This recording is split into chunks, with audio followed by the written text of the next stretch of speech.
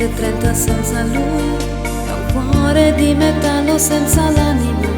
Nel freddo del mattino grigio di città, a scuola il banco vuoto marco dentro me, e dolce il suo respiro fra i pensieri miei.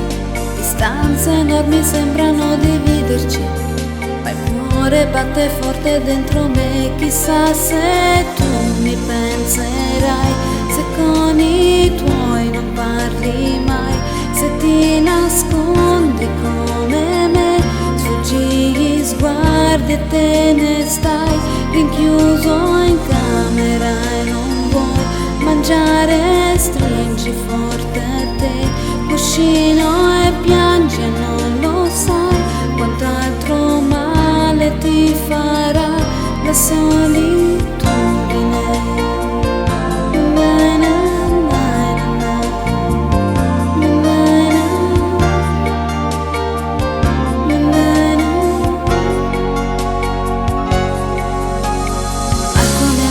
Una fotografia, agli occhi di bambino un poco timido, la stringo forte a cuore e sento che ci sei. Tra i compiti di inglese e matematica, tuo padre e i suoi consigli e che monotoni, lui con il suo lavoro ti ha portato via.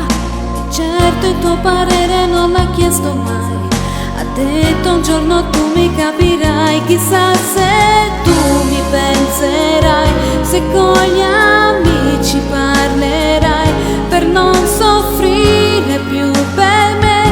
Ma non è facile, lo sai, a scuola non ne posso più, e i pomeriggi senza te studiare è inutile, tutte le idee si affollano su te.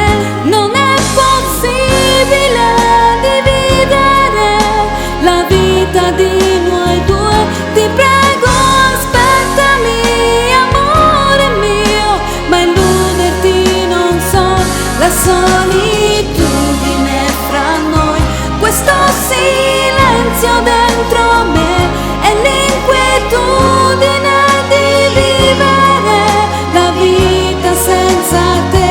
Ti prego aspettami perché non posso stare senza te, non è possibile dividere la storia di noi due, la solitudine.